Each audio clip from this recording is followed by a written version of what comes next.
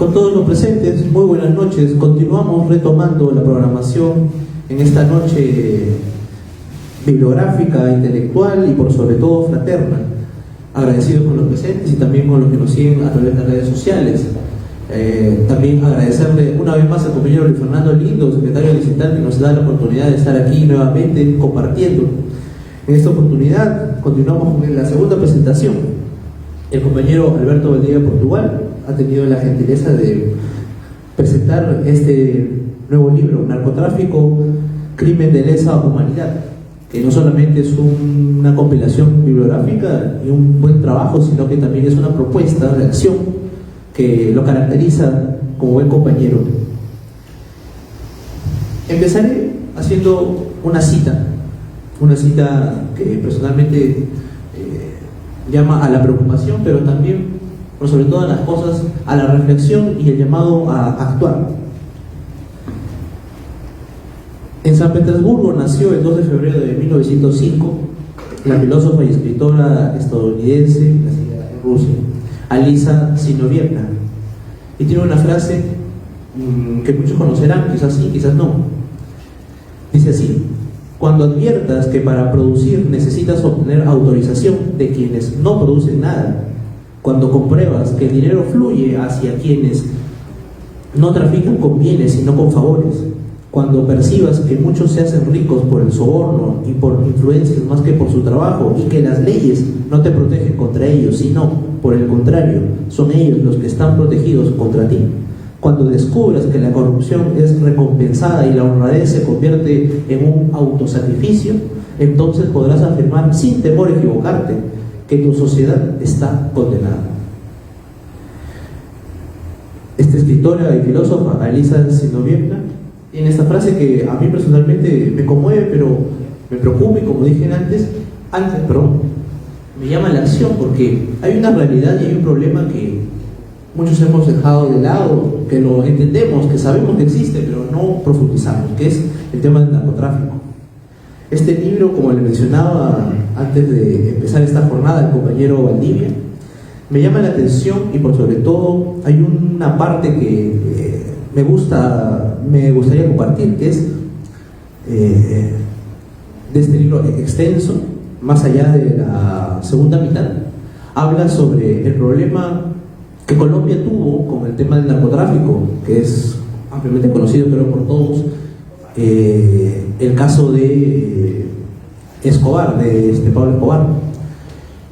Y Pablo Escobar, aquí se hace un apunte importante, que es: él era narcotraficante, pero también era político. Ocupó un cargo dentro del Congreso de Colombia.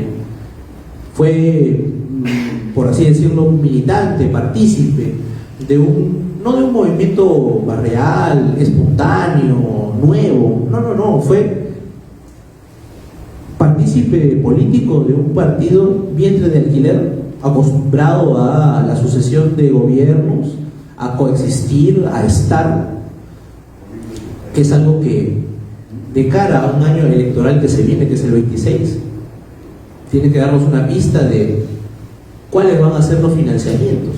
42 partidos tenemos, y cabe mencionar, se llegarán a auditar todos los financiamientos, se les harán los requerimientos pertinentes. Una vez pasada la fiebre electoral, ¿en qué quedará todo esto? Claramente, este libro es un llamado a la acción. Narcotráfico, crimen de lesa humanidad, y también es una propuesta que muchos, incluso compañeros, han criticado, ¿no? ¿Cómo va a ser un crimen de lesa humanidad? Y yo eso quisiera pedirle al compañero Valdivia que se explaye no solamente en defender la postura, sino que nos incluye una propuesta, que es la de trabajar en pro de la salud pública, en pro del bienestar social y en la defensa de la democracia. Al compañero Valdivia le cedo la palabra para ahondar en el libro y por sobre todo para que nos nutra con todos esos digamos, elementos de puntuación, porque el libro es una colección no solamente de testimonios, sino también de procesos de investigación, pero pero sobre todo un repaso de la crisis que en el continente nos lleva aquejando ya un buen tiempo. Compañero Valdivia tiene el uso de la palabra, por favor. Fuertes palmas para el compañero.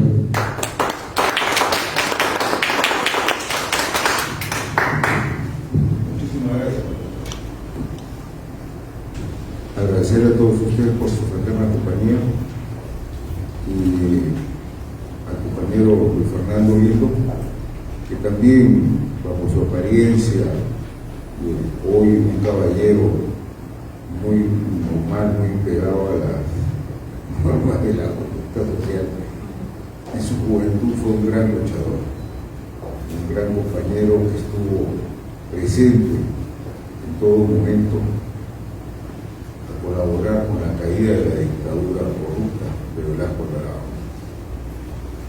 Pagó por eso con prisión también.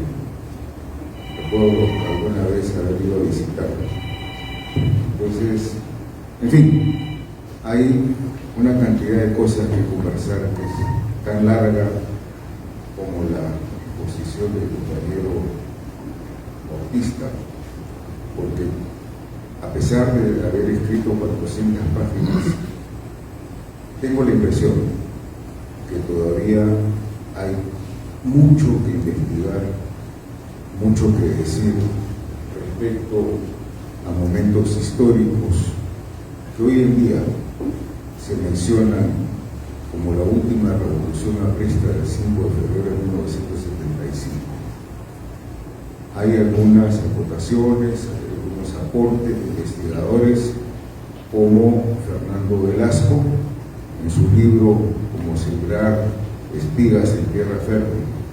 Le hace ahí algunas menciones que también hace Renato Bautista en su libro, de los que en aquella éramos jóvenes, que hoy nos llaman dinosaurios, pero esos dinosaurios tuvieron coraje, para no decir otra palabra, de enfrentar a las tanquetas de la policía, a las tanquetas del ejército que ametrallaron gente en la Plaza San Marcos. Nunca se sabrá cuántos murieron, pero fue una decisión crucial de la juventud.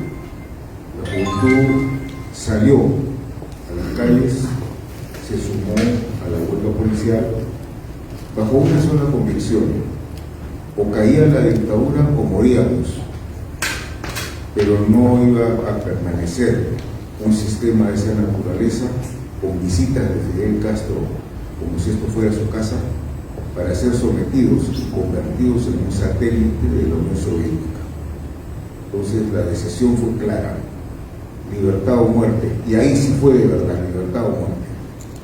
Y los jóvenes salimos, muchos de nuestros compañeros desaparecieron, pero cayó la dictadura. Entonces, estos jóvenes que hoy en día nos llaman dinosaurios, les recuerdo, la libertad que tienen hoy se la deben a esa generación. Hoy en día tienen la posibilidad de vestirse como mejor les parezca, gracias a que hubo una juventud que se sacrificó, una juventud que no tuvo miedo a las balas y que salió decididamente a tumbar un régimen dictatorial. Pero esto es en la parte de la historia que colinda con los enteros de la obra de Renato. En lo que respecta al narcotráfico, ¿por qué hablamos de crimen de lesa humanidad? Hay unos criterios establecidos por la Corte Penal Internacional de Roma que establece ciertas exigencias para que dé esa categoría. Es el ataque a la población civil, es un ataque sistemático, en fin, todos esos requisitos con creces los cumple el narcotráfico, porque el narcotráfico no solamente corrompe, no solamente mata, no solamente esclaviza a través de la trata de personas, sino que además destruye la sociedad. Cuando el narcotráfico, que utiliza el elemento más corruptor, que es el dinero, convierte en el ideal del joven no al padre que fue trabajador, que fue honesto, que sustentó una familia, sino que el ideal del joven ya es el otro jovencito que a los 24 o 25 años tiene la camioneta 4x4, que tiene la moto más linda del barrio, que sale con las jóvenes más hermosas, que gasta dinero. Ese es el nuevo modelo, y ese es el nuevo modelo de destrucción que impone el narcotráfico. Cuando una sociedad llega a estar tan corrompida en que el primer poder del Estado se denuncia en su seno prostitución, y cuando una mujer muere asesinada de 70 balazos en la calle y no pasa nada, es una sociedad enferma. Cuando un señor que comete perjuicios a la economía del país y sobre todo a los niños, a través de una cosa que han tenido que cambiarle el nombre, que se llamaba Cualibarra, y aparece suicidado de 40 puñaladas, ¿estamos o no frente a una sociedad enferma? Cuando usted en la mañana sale de su casa y se despide de la familia y no sabe si vuelve en la noche, esa es una sociedad enferma, y es contra eso que tenemos que luchar. El narcotráfico es eso y más, y al amparo del narcotráfico surge la extorsión, surge el sicariato. Hace 8 años empezaban los crímenes en Perú, decían que eran casos aislados. Dijimos no, pronto seremos como México, pronto ciudades como Trujillo serán convertidas en un Sinaloa, y así fue, lamentablemente. Y hay escepticismo, hay pereza, en algunos casos porque la gente solo piensa en cómo sobrevive, y en otros casos porque simplemente se ha vuelto normal escuchar de crímenes, asesinatos, secuestros, extorsiones. Se volvió noticia de todos los días, se normalizó. Y porque sumado a esto, y ahí están los grandes responsables a los que hay que investigar y sancionar, quienes estaban encargados de luchar contra el narcotráfico, contra las drogas, fracasaron estrepitosamente, y fracasaron sobre la base de costarle al país miles de millones de soles. ¿Por qué? Porque no se invirtió, se gastó en una burocracia apática, incapaz, corrupta y sesgada. Esos no son peruanos, son malos peruanos. Y un país no se gobierna con burocracia, un país se gobierna con tecnocracia. Allí la importancia de la capacitación de las personas. El narcotráfico tiene que ser combatido es con presencia del Estado. Y la presencia del Estado se da no solamente con policías o con serenazgo, la presencia del Estado se da con escuelas, con hospitales, con carreteras. Lo primero que tiene que hacer un Estado es entender que hay que romper las barreras de la incomunicación. Hay un problema de conectividad en nuestro país. Nos faltan carreteras, no tenemos ferrocarriles. El último esfuerzo de desarrollo ferrocarrilero fue con Enrique Meis en el siglo pasado, a principios. Seguimos en la práctica absurda de transportar minerales en camión, que obviamente conlleva a contaminación y crea problemas sociales. Pero todo esto está vinculado al narcotráfico, porque hoy en la minería tenemos la minería ilegal, que es la actividad que permite la trata de blancas, que permite el robo, que permite toda una serie de delitos que van sumando y dan como resultado la situación de caos que vive el país en este momento. Y hay algo muy grave, es que el narcotráfico, con su poder de corrupción, ha penetrado en todas las actividades de la sociedad peruana. Hoy el Congreso está promulgando leyes que resquebrajan la fuerza de la ley. ¿Para qué? Para encubrir a aquellos que cometen delitos. Prácticamente estamos llegando a las puertas de la impunidad legal. Y esto es producto del narcotráfico. Y estamos en el más grave peligro de algo que hace mucho tiempo denunciamos, que es la presencia del narcoestado, la existencia del narcoestado. Y frente a eso solo hay una posibilidad. Todo lo que se ha venido aplicando ha fracasado. Y han fracasado no solo las medidas, han fracasado las personas que tenían el encargo de hacer cumplir la ley. Y frente a eso, la única solución es el cambio automático y total de todas esas instituciones.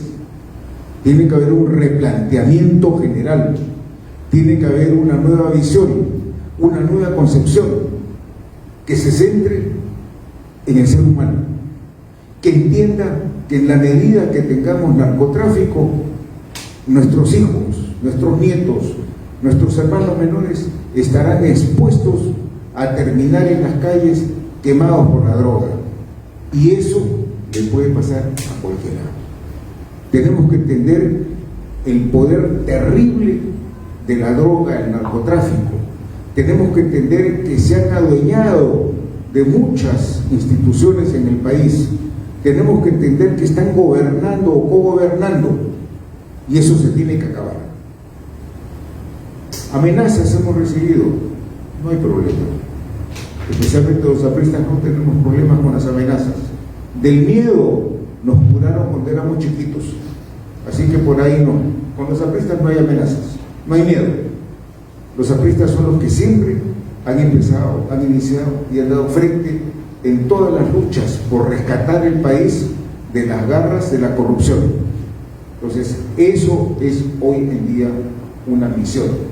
Decía, importante romper las barreras que nos impone y el atraso que conlleva la falta de conectividad. No solo la conectividad física, sino también la falta de conectividad a nivel virtual. Pero también hay otro factor. Hay un desprecio por el ser humano. No se quiere entender que el capital más valioso de una nación es el ser humano, es un capital humano. Hay que invertir en ese ser humano. El Estado peruano, en su generalidad, no propugna, no impulsa la capacitación de su personal. Por eso tenemos burócratas, pero no tenemos tecnócratas. Y ahí está la diferencia. Un país necesita, no de burocracia, necesita de tecnocracia. En el APRA tenemos los mejores técnicos y por eso somos respuesta a los problemas álgidos del país. ¿Cuáles son esos problemas? Inseguridad, hambre, desempleo, atraso. Y todo eso da como lugar a que, siendo un país con los más grandes recursos, sigamos siendo un país pobre, sigamos siendo un país con los más altos índices de anemia. Y la anemia es el peor azote para un país, porque es la garantía absoluta de estupidez y tara para el futuro.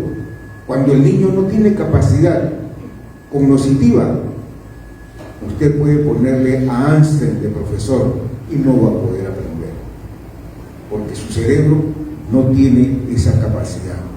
Entonces, esas son las banderas de lucha que tiene que esgrimir la juventud peruana, y en especial la juventud aprista. Hay que luchar contra eso. La guerra no es entre peruanos, la guerra es contra la anemia, la guerra es contra el desempleo, la guerra es contra la inseguridad. Y eso es lo que tenemos que acometer los peruanos, desde el llano o del cargo público que desempeñemos. Y un tercer factor, como consecuencia de todo lo que he mencionado, es la competitividad. Si nosotros no somos capaces de poner nuestra palta, nuestras manzanas, nuestras frutas en buenas condiciones y en el tiempo recomendado y necesario en el mercado internacional, entonces no somos competitivos. Para ser competitivos necesitamos carreteras, ferrocarriles, gente capaz. Si no tenemos eso, la sumatoria va a ser fracaso en la competitividad y va a ser victoria del narcotráfico. Al narcotráfico le conviene, le interesa que sigamos en esa condición para ellos imponerse.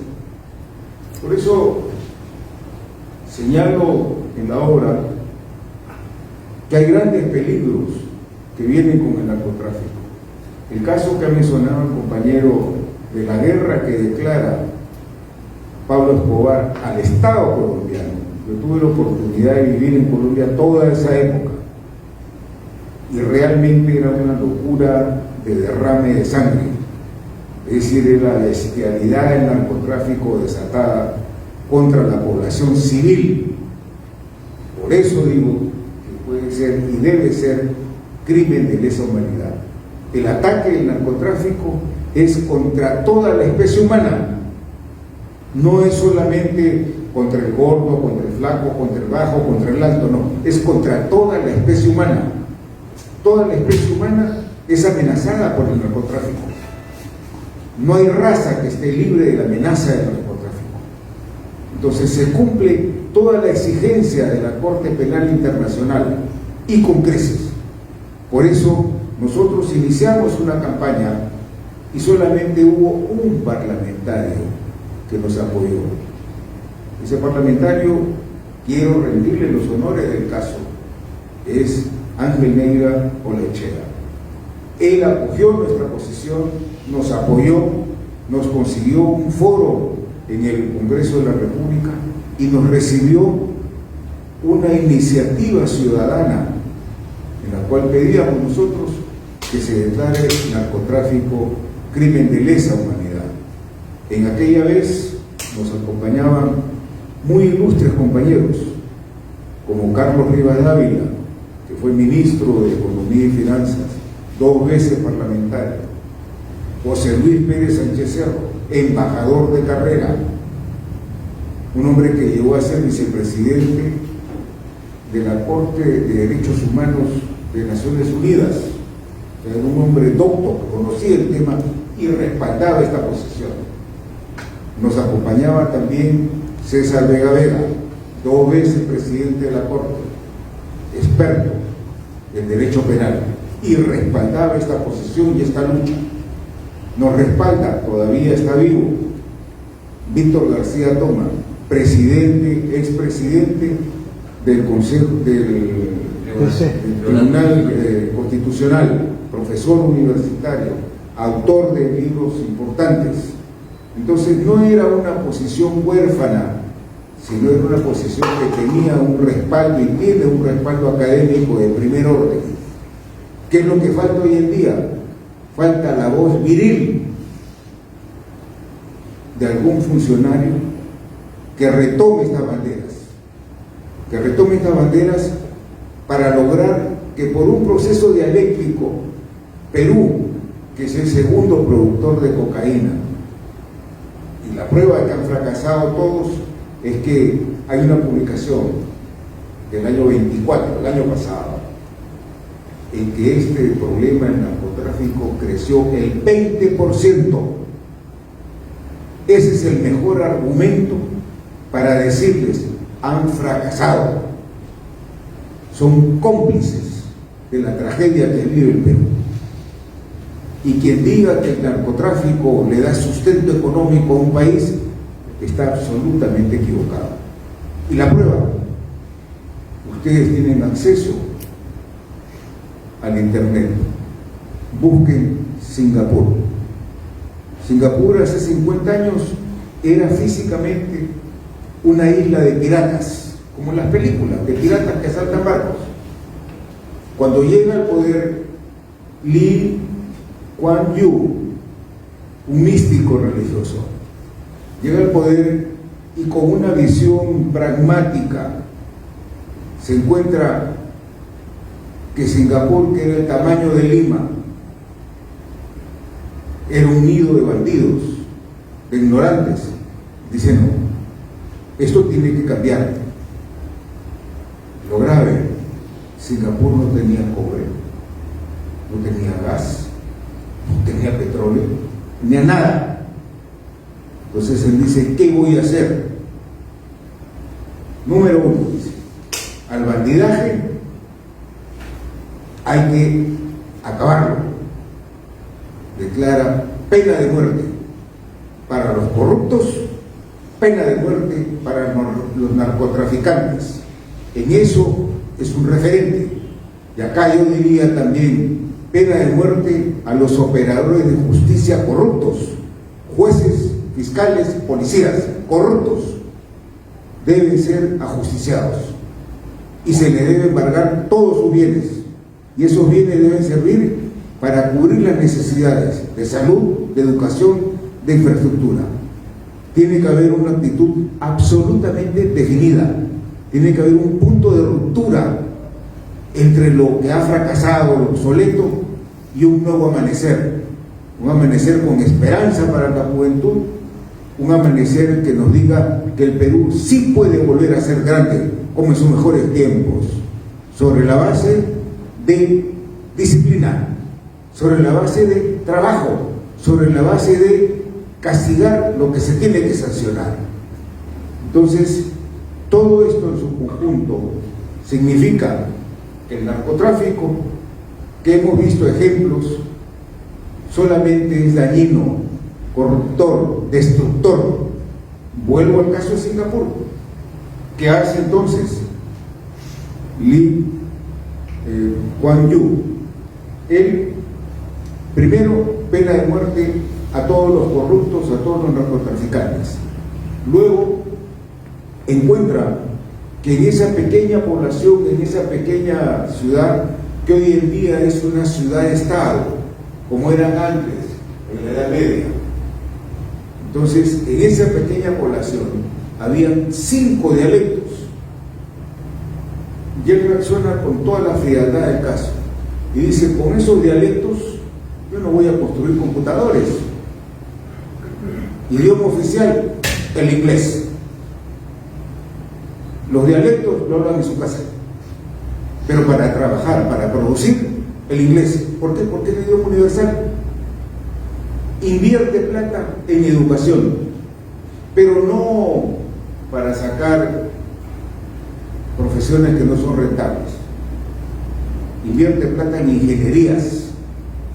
¿Qué vende Singapur? Tecnología. Ese es el lenguaje, tecnología. Y nosotros tenemos que empezar con una revolución educativa. Una revolución educativa que empiece mejorando la calidad del profesor, del docente. Si el docente no es mejorado cuantitativa y cualitativamente, siempre estaremos fracasados. Hace mucho tiempo, ustedes no habían nacido, y había en el Perú los barrios magisteriales. Tenemos que volver a eso.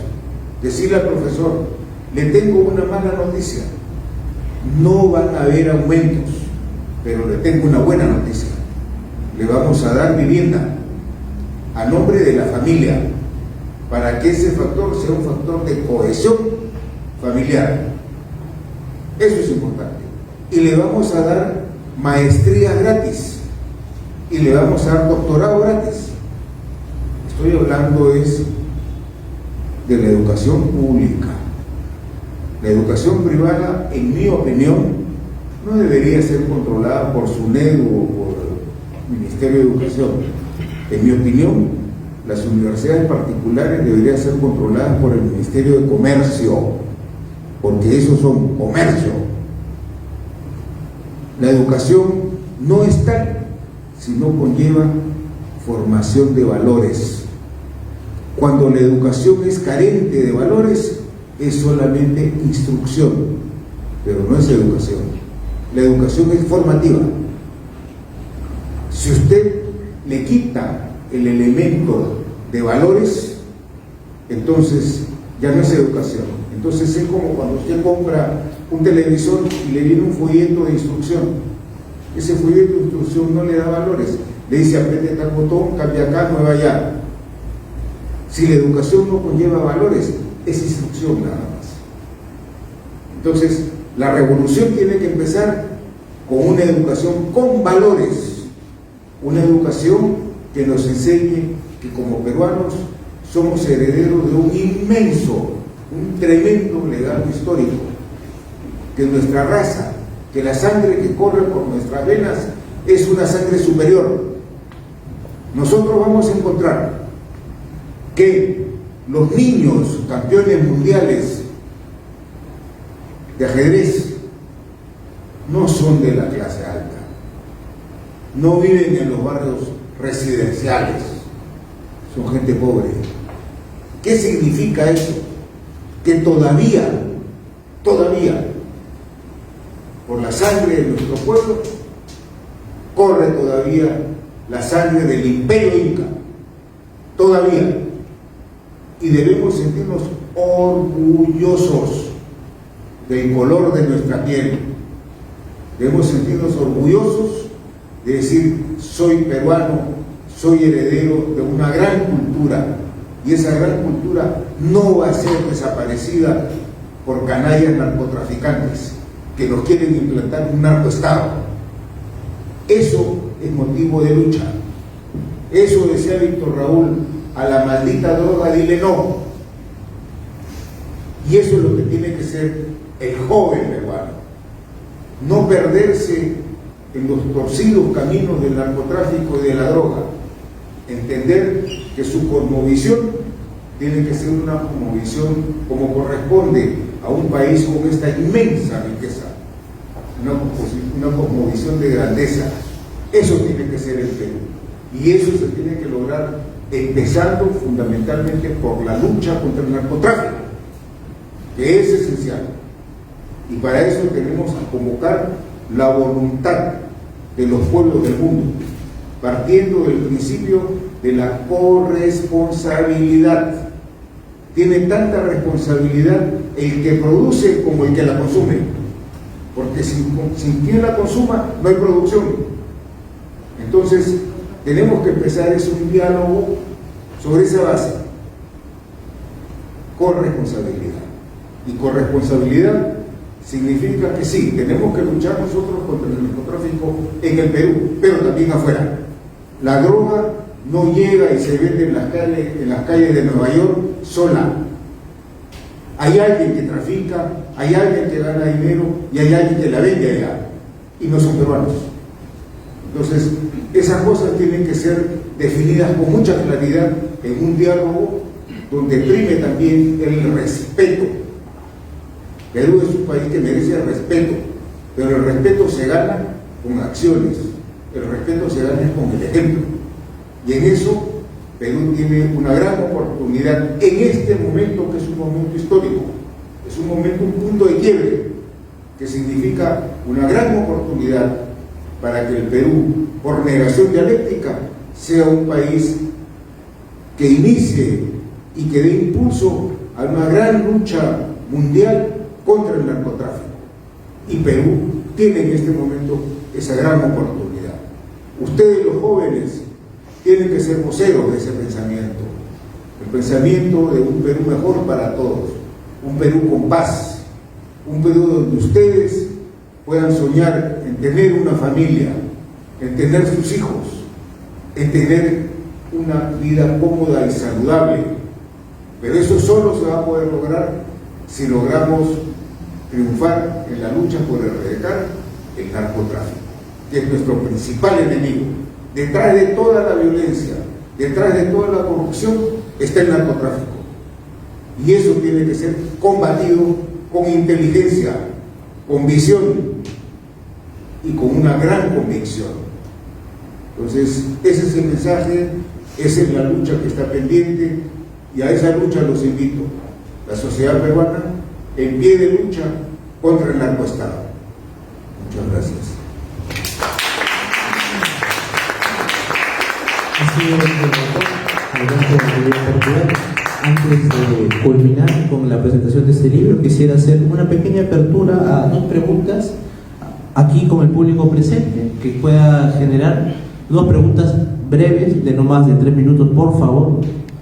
No comentarios largos, preguntas. Sí, adelante. Compañero Alberto, lo conocemos muchísimos años. ¿Cuál sería el primer punto? ¿Cuál sería digamos, si fuera presidente? ¿Cuál sería el primer punto para resolver la situación que estamos pasando y viviendo? Gracias, gracias. Yo pensé que me apreciabas, pero si me deseas ser presidente no me quieres. Bueno, a ver, en primer lugar, nunca contesto sobre hipótesis que no son viables. Yo no estoy alineado con ningún grupo de poder, entonces no tengo ninguna posibilidad de eso. Pero lo que sí le podría responder, viejo compañero de luchas, es que aspiro de un candidato aprista, que ojalá por tercera vez llegue el APRA al poder. Yo aspiraría que un presidente aprista cada mañana se acuerde de lo que significa ser aprista, que se acuerde cada mañana que miles de personas murieron, sufrieron carcelería, persecución, por el viejo anhelo de Víctor Raúl, un Perú mejor para todos. Eso sería lo primero que les pediría, y en consecuencia que aplique lo que hemos conversado, que no le tiemble la mano para retirarse de la Corte Interamericana de Derechos Humanos, que es un nido de izquierda, de zurdos, de gente que no fue elegida por nadie, pero que se zurra en la soberanía de un país. Uno de los elementos constitutivos de un Estado es la soberanía. Y cuando 4 personas, desconocidos, ilustrísimos NN, burlan la soberanía de un país como el Perú, es momento de decir hasta aquí nomás, retirarse. Yo lo que haría eso, lo que esperaría de un presidente aprista: cortar con la Corte Interamericana de Derechos Humanos, declararlos personas no gratas, no pagarles un centavo para poder proteger los derechos humanos de 33 millones de peruanos. Mientras eso no suceda, los derechos humanos de 33 millones de peruanos están en peligro. Están en peligro porque hoy en día el criminal es liberado. Hoy en día a quien le roban no le asiste el derecho a nada. La mujer violada encima le dan 70 balazos. Entonces tiene que haber un corte.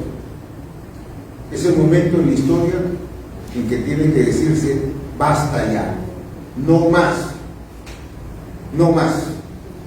Tiene que haber un resurgimiento del espíritu del peruano, tiene que haber un resurgimiento de la conciencia histórica, como dice Arnold Toynbee. Cuando un pueblo tiene conciencia histórica, cuando un pueblo tiene conciencia de su trayectoria en el tiempo, entonces es una nación. Y nosotros somos una nación, pero tenemos que recuperar la memoria. Tenemos que nuevamente entender que fuimos imperio, fuimos grandes, que tuvimos figuras tan grandiosas como el Inca Tupac Yupanqui. Tengo una cosa escrita por ahí, y alguna vez conversaba con los almirantes de Colombia. Me decía, bueno, usted lo que está hablando de Tupac Yupanqui solamente es comparable con el viaje a la luna. Siglos más tarde, Thor Heyerdahl, noruego, hace una película que gana un Oscar, replicando el viaje de Tupac Yupanqui a la Oceanía. El único que podría compararse con Tupac Yupanqui es Alejandro el Magno. Pero no sabemos quién es Tupac Yupanqui. ¿Sí? ¿Por qué? Porque estamos alienados con Bad Bunny también, ¿no? Entonces el perreo, eso es lo que está en la mente de la gente.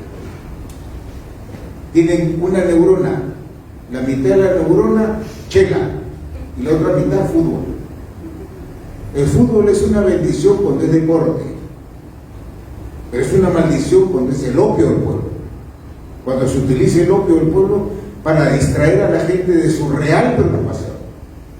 Entonces tenemos que entrar en un proceso de identificación propia nuestra, de conciencia de lo que somos y conciencia de la inmensa tarea que tenemos para vencer el hambre, la desnutrición, para que la gente que vive arriba en las periferias de Lima, que no tienen agua, ese es el desafío, llevarles agua, ese es el desafío. Cuando las mujeres, madres de familia, cabezas de familia, madres solteras, son una cifra creciente, a esa mujer hay que darle capacitación, a esa mujer hay que enseñarle un emprendimiento para que sea autosuficiente, para que pueda levantar a sus criaturas y para rescatarla del peligro de la prostitución. Esa es la tarea, y esa es la tarea que yo creo sería, a mi modo de ver, prioridad de un presidente aprista o presidenta aprista, también, dicho usted de paso, porque solamente hay presidente o presidenta, son 12 puntos, no hay más, varón y mujer, no hay más, y sobre esa base se construye la familia. Y el presidente aprista debe respetar el derecho a la vida, el derecho a nacer, antiaborto, como lo fue Yana Torre toda su vida. El presidente aprista debe entender que la base de la sociedad es la familia, es la protección de la familia. Y hay que entender también que la fe en Dios es fundamental. Un pueblo que no tiene fe se pierde en la herejía. Un pueblo que no tiene fe en su destino histórico también se pierde. Entonces, la mezcla de todos estos elementos es lo que debe ser el ideal de un candidato aprista honesto, sobre el cual no pese ninguna acusación, con capacidad demostrada y con identificación con las reales necesidades de nuestro país. Gracias, compañeros. Con ustedes, el compañero Alberto Bolívar Popular, hemos dado la confianza para poder presentar este libro. Comentarles también a todos los presentes de que nos pueden seguir a través de las redes sociales, Facebook, la Casa del Pueblo Miraflores, a través de la página también de la Biblioteca del Pueblo Luis Alberto Sánchez. Compañero, por favor. Muchas gracias, compañero Guillermo. Muchas gracias a nuestros autores invitados del día de hoy. A ustedes las gracias por la contribución que hacen a la cultura nacional y por vuestras palabras vertidas el día de hoy.